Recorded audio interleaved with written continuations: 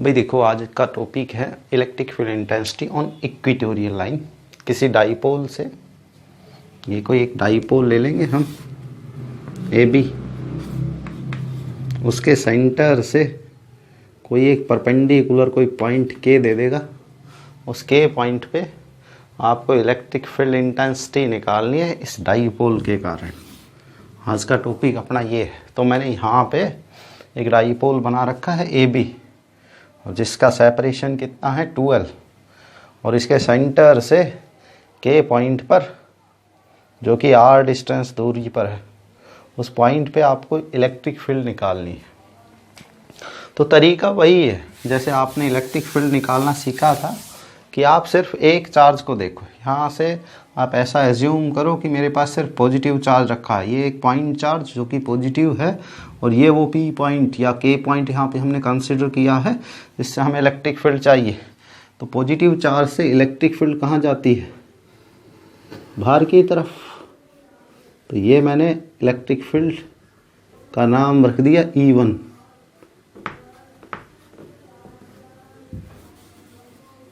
ठीक है, इस के पॉइंट को मैं यहाँ पे रिगार्ड कर लेता हूँ E1। थोड़ा एक बार एज्यूम करना, ये डाइपोल को उठा के मैं यदि यहाँ पे रख दूँ,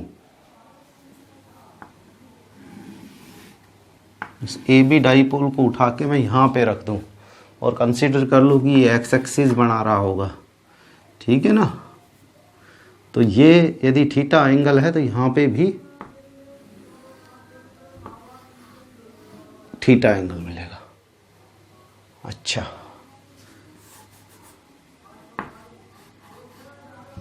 क्लियर। जैसे ये E1 है तो जिधर थीटा मिले ना उधर करना है हमेशा E1 के साथ कोस थीटा। अच्छा, इसके परपेंडिकुलर आपको इलेक्ट्रिक फील्ड मिलेगी E1 साइन थीटा।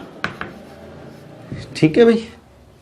सेम उसी तरीके से यहाँ पे ध्यान रखना कि ये नेगेटिव चार्ज, अब इस पॉजिटिव का अपना काम पूरा हो गया है। नेगेटिव चार्ज से इस पी पॉइंट के लिए इलेक्ट्रिक फील्ड इनवर्ट डायरेक्शन में E2। ठीक है। अब सेम यही डाइपोल हम यहाँ पे रख लेते हैं। यदि ये एंगल थीटा है और ये लाइन पैरेलल, ये इसके पैरेलल, तो अपोजिट एंगल बराबर। यदि ये थीटा तो ये इसका अपोजिट एंगल भी थीटा होगा। अच्छा, जिस लाइन के अलोंग थीटा मिले उस लाइन में कौन सा एंगल मिलता है? Cos theta, E2 cos theta. इस लाइन के परपेंडिकुलर यहाँ पे क्या मिलेगा? E2 sine theta. अच्छा, आप इस लाइन को, जो मैं ये लाइन लिख रहा हूँ, ये वाई एक्सिस को मिलाने वाली लाइन होगी, वाई एक्सिस, और ये एक्स एक्सिस। इसको आप यहाँ पे रख सकते हैं वाई डैश एक्सिस, ये वाली लाइन, और इसको हम क्या रख सकते हैं? X dash axis. अब देखो, एक पॉइंट यहाँ पे मैं आपको बता देता हूँ कि आप E1 और E2 की वैल्यू कैलकुलेट कर लो। तो E1 की वैल्यू कितनी होगी? तो ये ऐसे लिखेंगे, electric field due to positive charge.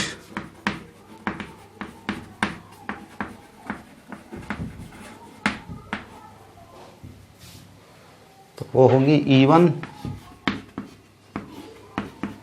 के क्यू अपॉन में डिस्टेंस क्या होगी पॉजिटिव चार्ज से? बीके का स्क्वायर। अच्छा, क्या बीके आप निकाल पाओगे? बीके को मैं यही लिख सकता हूँ, देखो ये तो L और ये R, तो ये L square plus R square का रूट। इसको ऐसा लिख पाएंगे बीके को, मतलब ये वाली लेंथ हाइपोटेन्यूज, ये बेस, ये परपेंडिकुलर। तो हाइपोटेन्यूज कैसे निकालते हो? बेस का स्क्वायर प्लस परपेंडिकुलर का स्क्वायर।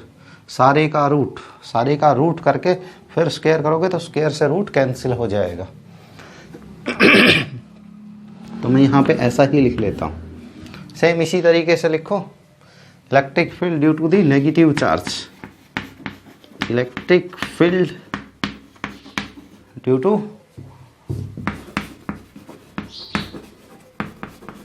नेगेटिव चार्ज कितनी होगी इलेक्ट्रिक फील्ड नेगेटिव चार्ज के कारण? E2, और E2 की वैल्यू कितनी होगी?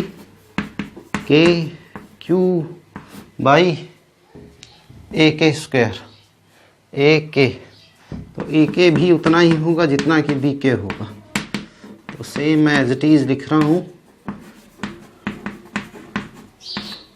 ये नेगेटिव साइन आपको पता है कि ये अपोजिट डायरेक्शन लेता है। क्लियर है? तो आप देखो E1 और E2 मैग्नीट्यूड में सेम है। E1 का मैग्नीट्यूड E2 के मैग्नीट्यूड के बराबर है, जो कि कितना है? के क्यू अपॉन में r square plus l square. ठीक है, इसकी ज़रूरत नहीं है, अब हम इसको मिटा लेंगे। अब एक पॉइंट यहाँ पे समझने वाला क्या है कि जो E1 और E2 है उसके जो कंपोनेंट हमने स्टार्टिंग में डिवाइड किए थे, इसमें y एक्सिस में E1 का कौन सा कंपोनेंट है? y एक्सिस में E1 साइन थीटा, ठीक है, और y डैश एक्सिस में E2 साइन थीटा, और दोनों एक दूसरे की क्या मिरर इमेज है? Mirror image.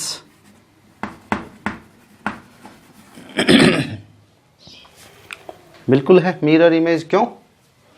क्योंकि E1 का मैग्नीट्यूड E2 के मैग्नीट्यूड के बराबर है। सो y axis and y dash axis एक दूसरे को कैंसल कर देंगे।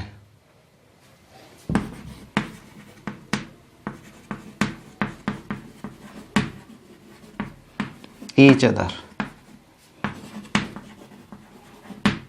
ठीक है भाई। अब बात आई एक्स एक्सिस की। तो एक्स एक्सिस में E1 sine x dash axis में E1 कोस थीटा है और E2 कोस थीटा है। दोनों एक ही एक्सिस में है। एंगल कितना है? 0 डिग्री इन एक्स एक्सिस। इसका काम खत्म हो गया, इसको उतार लेना भाई। इन एक्स डैश एक्सिस में आपका कंपोनेंट कौन सा है? E1 कोस थीटा, इसके ऊपर vector, plus E2 cos theta, इसके ऊपर भी वेक्टर, जो कि E नेट के बराबर होगा। अच्छा, यदि हम इनका वेक्टर सम करें तो इनके बीच का एंगल तो 0 है। 0 है तो आपको पता है दो क्वांटिटी के बीच का एंगल 0 हो तो उसका रिजल्टेंट का वैल्यू क्या होता है, मैं आपको बता देता हूँ। AB स्क्वायर 2AB कोस 0, ये फॉर्मूला यूज़ करते थे रिजल्टेंट वेक्टर निकालने के लिए।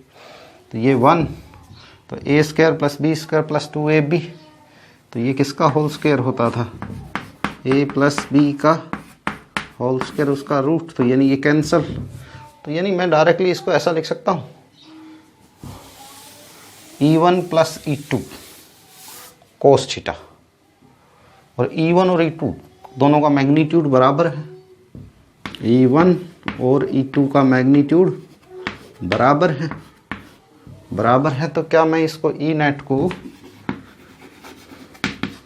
2E, मैं इसको E के बराबर लिख लेता हूँ, कोस थीटा लिख सकता हूँ। अच्छा, इसके बाद E की वैल्यू हम पुटअप कर लेते हैं यहाँ से। 2KQ अपॉन में r square l square cos theta, base upon में हाइपोटेन्यूज, बेस क्या है आपका एल, हाइपोटेन्यूज मतलब ये बी के ले लो चाहे ए के ले लो, ये क्या है r square plus l square का रूट यानी पावर 1/2। तो मैं इसको क्या ये लिख पाऊंगा के क्यू इंटू में 12 पावर 1/2। ठीक है, तो इसको हमने सोल्व कर लिया। देखो ये कुछ जानी पहचानी क्वांटिटी है, इसको हम क्या बोलेंगे पी, पी की वैल्यू होती है क्यू इंटू में 12 के बराबर। तो यहाँ पे पी, पी मतलब डाइपोल मोमेंटम। तो आपका जो रिजल्ट मिला ई नेट की वैल्यू वो आपको मिली के पी अपॉन में r square plus l square की पावर 3/2। ठीक है, इसमें आपको 2 पॉइंट याद रखना है। कौन कौन से भाई? पॉइंट नंबर फर्स्ट, हम सब जानते हैं भाई कि जो डाइपोल की ये जो डिस्टेंस होती है 12, ये बहुत ही स्मॉल होती है आर के कंपैरिजन में, क्योंकि मैंने आपको पहले भी बताया था कि ये माइक्रो या फिर नैनोमीटर में होती है। तो आर जो है वो बड़ा होगा एल के कंपैरिजन में, तो आर स्क्वायर और भी ज़्यादा बड़ा हो जाएगा एल स्क्वायर के कंपैरिजन में। तो एल को हम नेगलेक्ट कर लेंगे, तो एल को नेगलेक्ट करेंगे तो E2 की वैल्यू जो मिलेगी आपको मिलेगी कि पी अपॉन में आर क्यूब। ठीक है भाई, तो ये आपको रिजल्ट याद रखना। पॉइंट नंबर 2 में देखो, ये point number 1,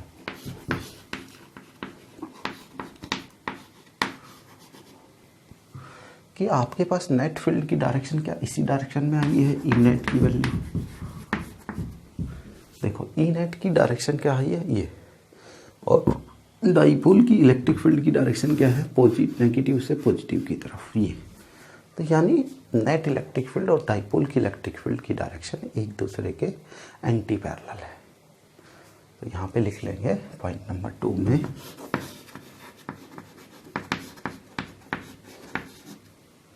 the direction of electric field, the direction of net electric field.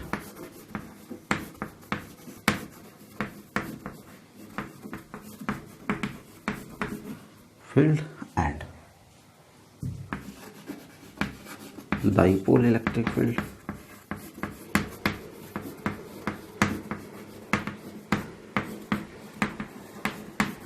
is anti-parallel to each other.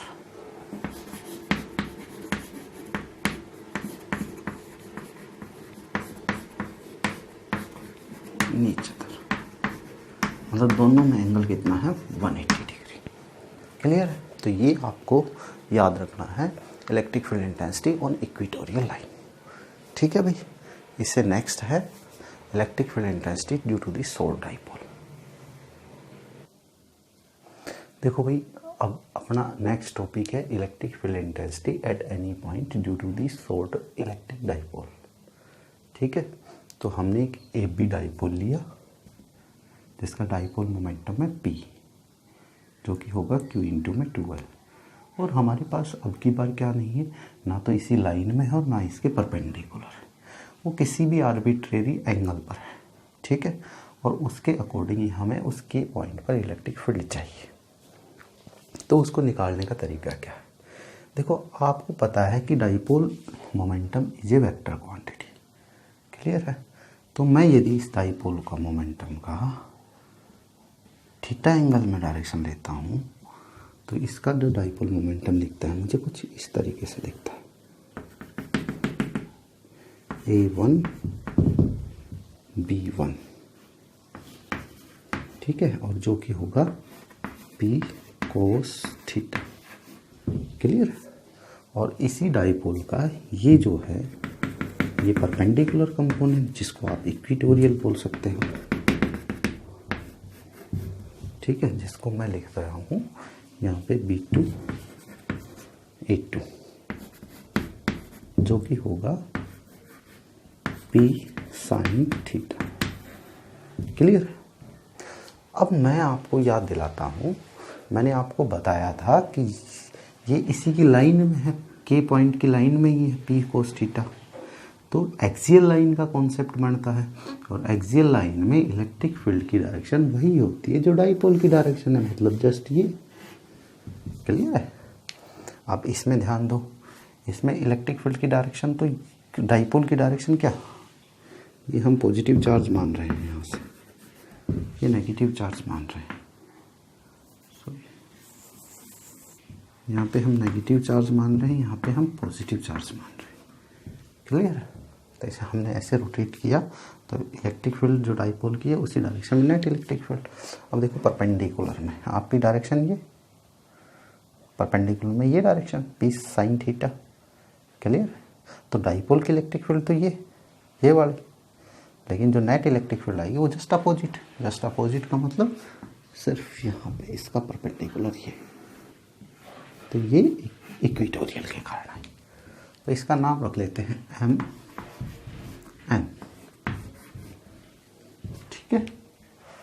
तो भाई इलेक्ट्रिक फील्ड ये आ गई E1 जो कि एक्सियल लाइन के अकॉर्डिंग होगी, और ये मैं मान लेता हूँ इक्वेटोरियल लाइन के अकॉर्डिंग होगी। तो हम सिर्फ यहाँ पे लिख देते हैं कि E1 electric field along the axial line, E1 electric field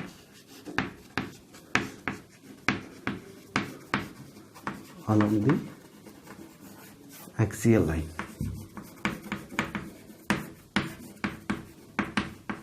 जो कि होगी अपने पास E1, आपको ध्यान था K इंटू में 2P अपॉन में, यहाँ पे ये डिस्टेंस मुझे माननी पड़ेगी, कितनी है मान लेते हैं R दे रखी है, तो R क्यों, लेकिन ये तो P नहीं है, ये तो क्या है P कोस थीटा, तो यहाँ पे साथ में कोस थीटा भी लगा ले। क्लियर? इसके बाद E2 electric field along the equatorial line, E2 electric field along the equatorial line.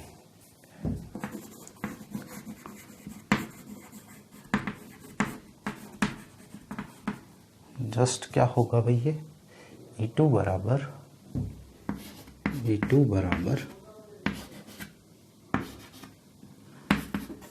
K P by R cube, लेकिन यहाँ पे P नहीं है, यहाँ पे तो P साइन थीटा, तो यहाँ पे P साइन थीटा। क्लियर? तो ये इक्वेशन आपकी फर्स्ट बन गई, ये आपके पास सेकंड बन गई। अच्छा, अब देखो E1 और E2 are perpendicular to each other, E1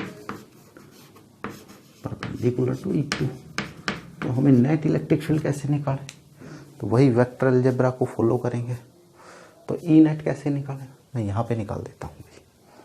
E net निकालने का तरीका होगा,